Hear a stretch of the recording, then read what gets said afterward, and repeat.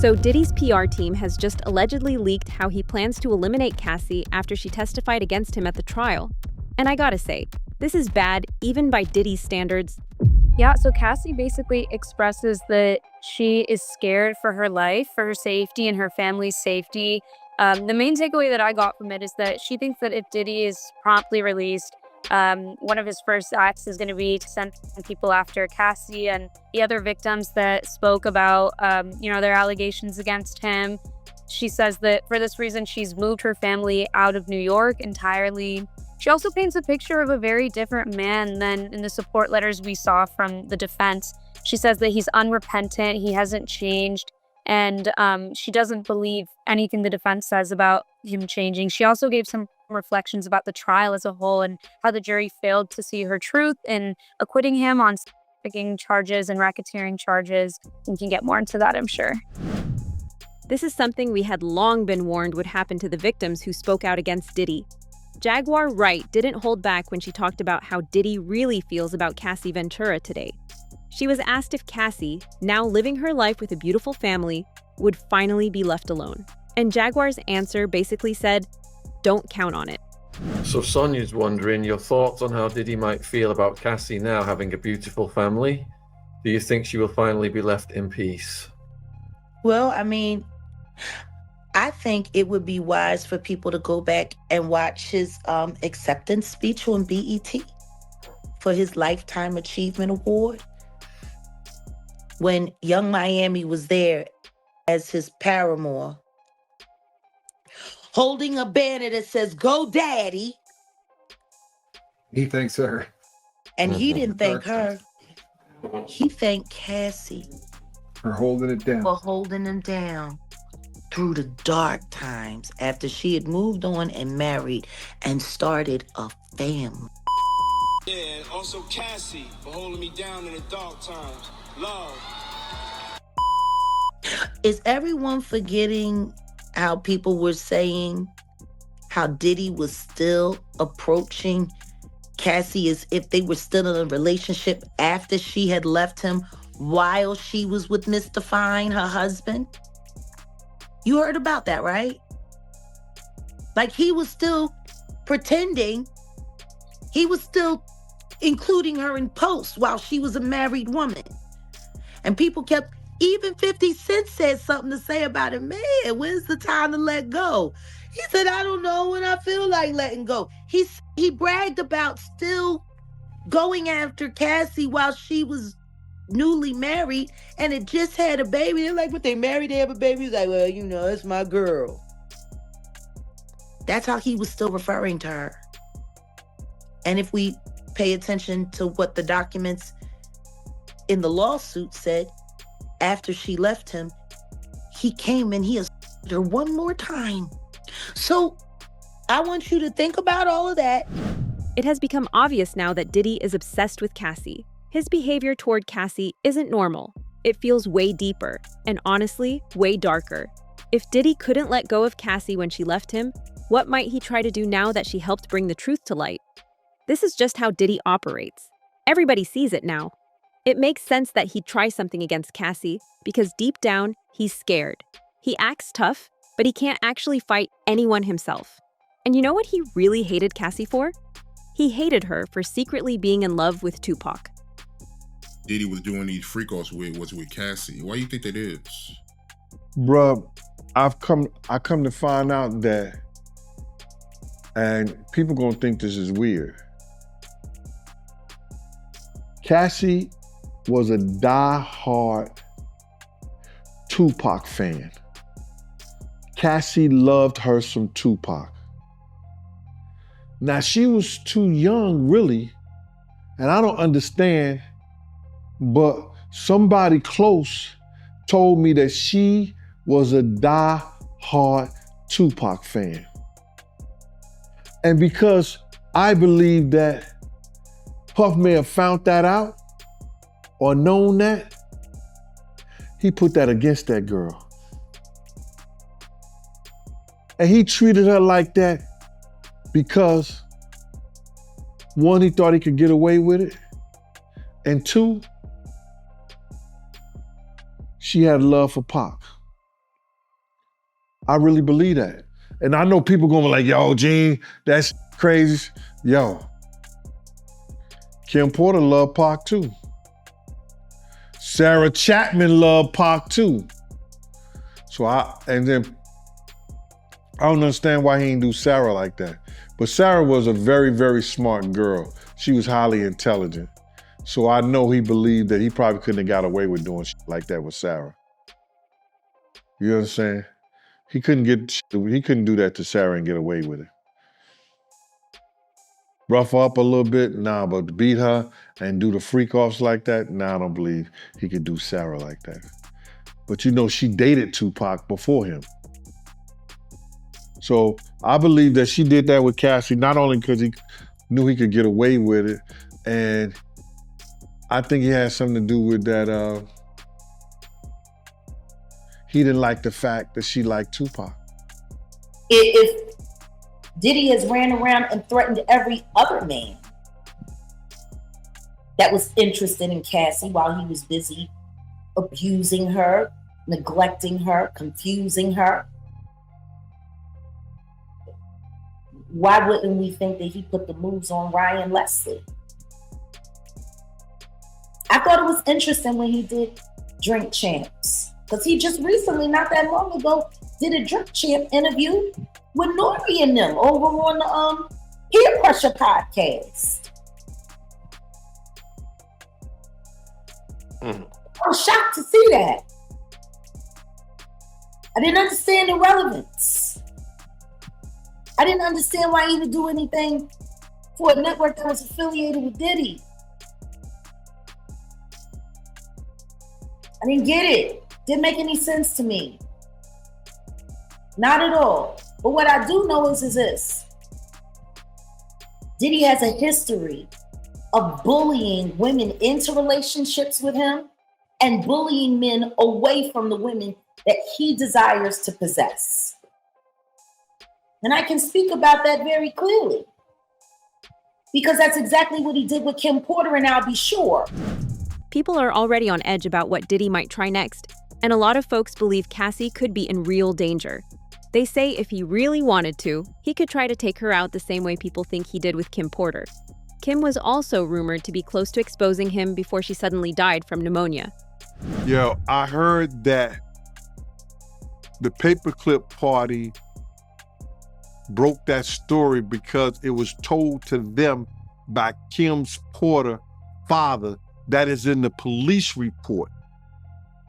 That this is in the police report, that Dallas Austin's daughter, who was a friend of Kim's, left her house at 8 o'clock.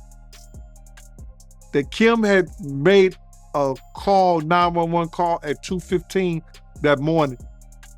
And I don't know what happened in the 911 call or what was said, but they said that Dallas Austin's daughter, according to Kim's father, was the woman that left her house at 8:15. So she was the last person, according to her, to see Kim alive. And that was broken by the paperclip party because they had a conversation with Kim's Porter father. That's crazy. Now, what was Kim's state? Why did, and in the report, didn't it say she had blood on the pillow and bruises or something like that? The case needs to be reopened, man. The case really needs to be reopened. Because if that girl was there and she said that Kim was all right, what happened from 8 to 11? And why did all Kim's stuff come up missing? Just days before Diddy got hit with the major federal case, a man named Chris Todd dropped a short Amazon book called Kim's Lost Words, A Journey for Justice from the Other Side. He claimed the book came from Kim Porter herself. Even though it's only about 60 pages, it's full of wild stories about Kim and Diddy's relationship.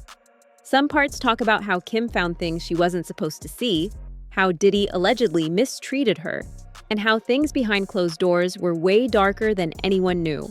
A lot of people don't think the book is real, and several of Kim's close friends even said it's fake. But the timing of the book dropping, right when Diddy was arrested, made people look at the whole situation again. Kim's ex, Al B., sure, said Kim was working on something before she died, and after she passed, her computer and important files disappeared. He's been trying to get authorities to look into this for years. It's a lot of suspect things going on. First and foremost, in our day and time, other than our house key, a woman gonna keep her phone and she got a lot of different purses, but everybody always grab their phone. Why come right till today, right now, nobody knows what Kim Porter phone is? And they know they had iPhones. Why have nobody went to the cloud and got the text messages and the things off her phone? Because everything that came in that phone is text, and your iPhone find my phone. Nobody tried to find the phone? I would love for her son, who has all the rights, to go to and get all the stuff out the clouds. Her last text, who she calling, who she spoke to, who called her, where was the last place her phone was at before it was destroyed and cut off. It will tell you that too. You personally, what do you think happened to Kim Porter?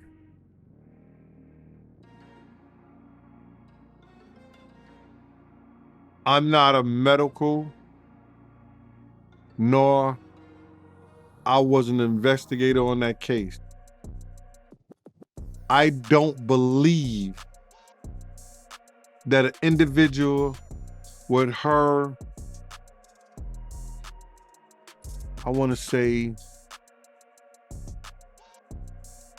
financial status would lay up in the house and die of pneumonia without a doctor or some kind of medical person responsible. So I think it may have been some,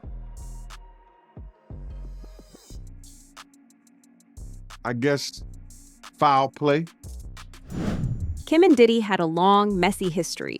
They met when Diddy was just an intern and she worked at the front desk. They had kids together, broke up, got back together, and broke up again. Kim said he would call her nonstop, act controlling, and wouldn't tell the truth about his affairs.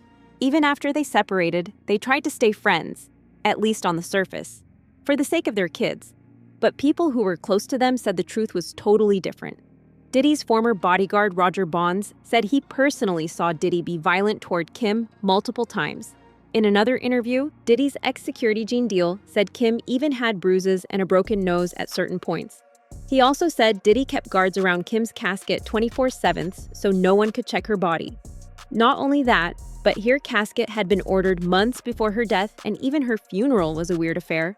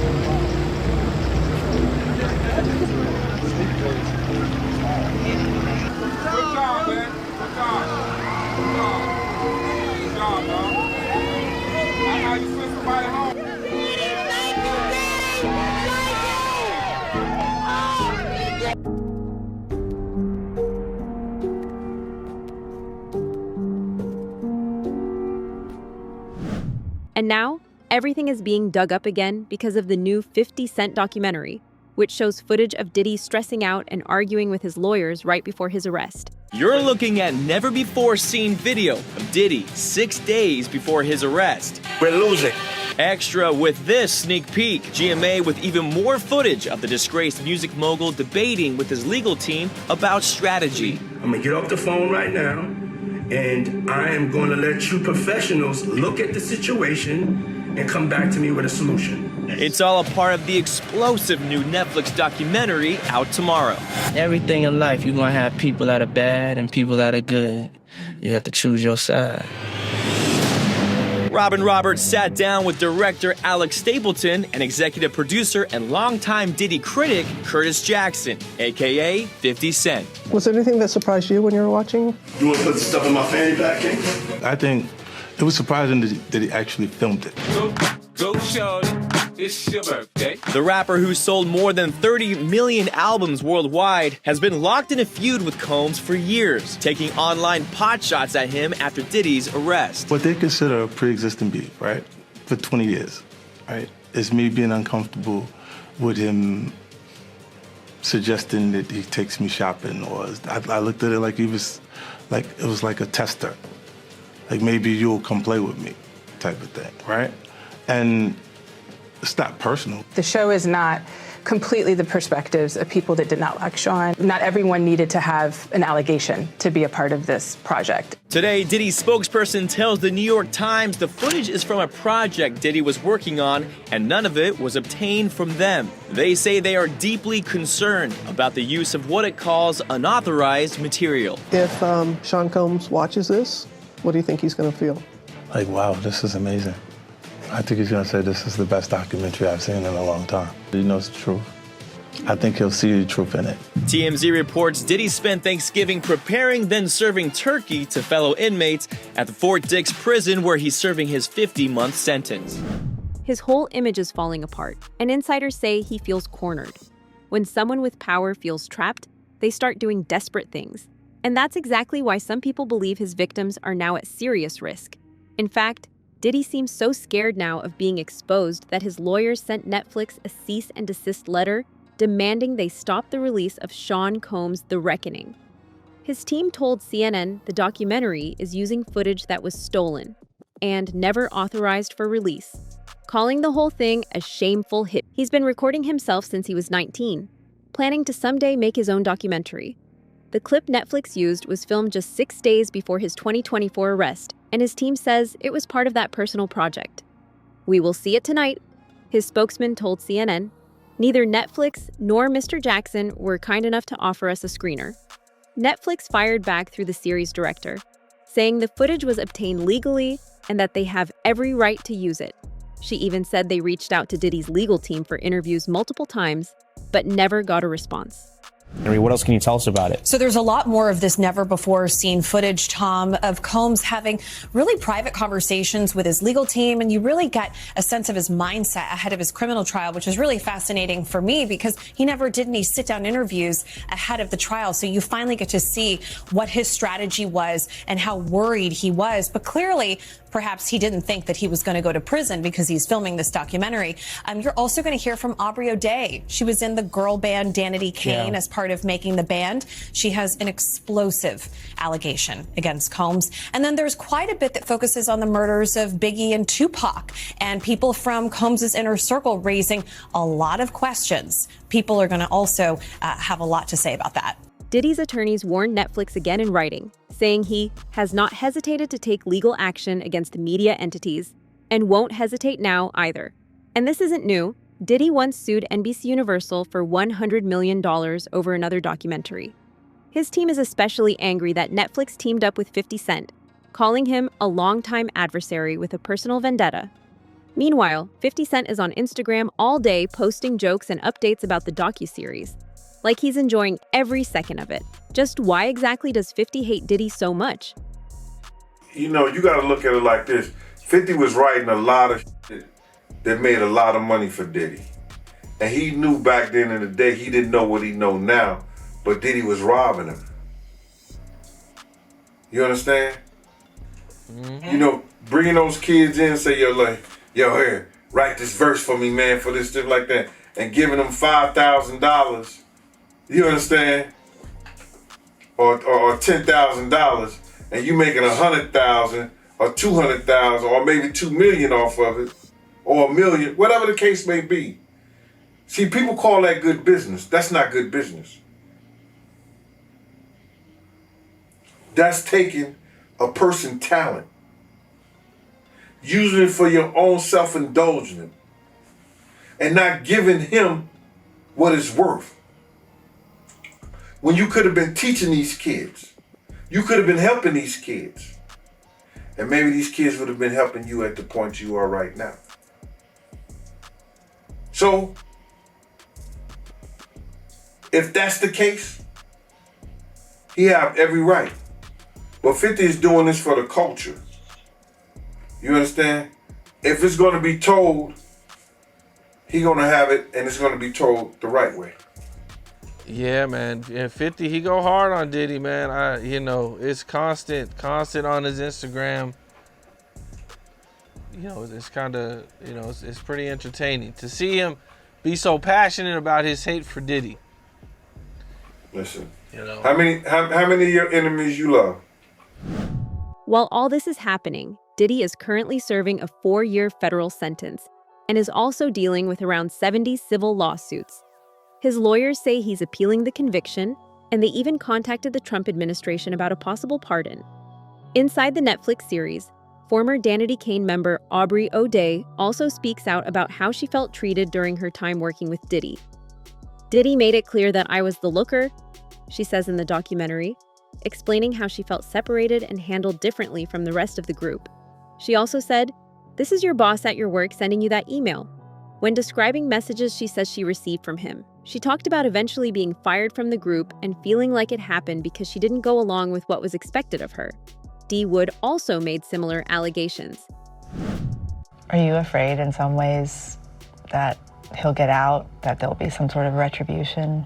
Oh, yeah. Yeah, even doing this, it's like, maybe I shouldn't say, maybe I should stop talking, shut up, but it's like, well, not talking hasn't changed anything either. He did it in different ways with all of us, picking and prodding and just a way to chip and knock away, but then praise you. How are you dealing with that? I just had to bite my tongue and let somebody disrespect me in ways that I never imagined, like totally disgusting, totally just grotesque, like about the different parts of my body. Sometimes you're so angry that it brings you to tears, and then also not being able to stand up for myself. Because I knew standing up for myself right now is probably gonna bring on more severe, treatment. I see myself standing in those dark, scary, predatory spaces and hearing somebody say some of the most degrading things to me. How was it predatory? Somebody constantly treating you like a piece of meat. Only valuing you for your sex appeal. And in some of the environments, it was even scary to be by yourself. In the docuseries, D. Woods claims she saw what she says were inappropriate communications from Diddy to Aubrey prior to their firings. Was there anyone you could have talked to about it? Absolutely not. Each other. There was no one to tell? Because what were they gonna do? So it's like, how do we survive this? And this becomes even more horrifying in its proper context because Gene Deal has previously revealed that Diddy was planning on doing something truly sinister to Aubrey and the rest of Danity Kane. But there's some artists that didn't say anything, that didn't sign it, and they able to talk about anything they want to. And I think that's those girls that was, I think Danity Kane. I think a couple of them didn't sign it. And boy, oh boy, they probably gonna go after him too. Cause I heard him, and I'm giving you this Aubrey. He stood up there and he said in front of a lot of people, we were in the studio, and I said something to him and walked out the studio. He said, yo, I'm gonna drug their ass off and pick them up and pimp them out to my nigga. He said, I'm gonna drug them out. I'm gonna get them all on drugs, and I'm gonna pimp their ass out to my nigga. I was like, there's somebody kids, and walked out. And it's somebody that heard me. It's somebody that heard me. I mean, well, it's not only somebody that heard me, it's somebody that I know who was in the studio at the time that happened, and I still talk to him today. And we were just talking about that the other day. He done moved back to Indiana. I don't know why. I'm gonna give you that one. He said he was gonna drug them all out and pimp them out. The world is now finally hearing stories Diddy never wanted told, and every new reveal makes him look more desperate. And now, with Netflix refusing to back down, the world is about to see everything, whether Diddy wants it or not.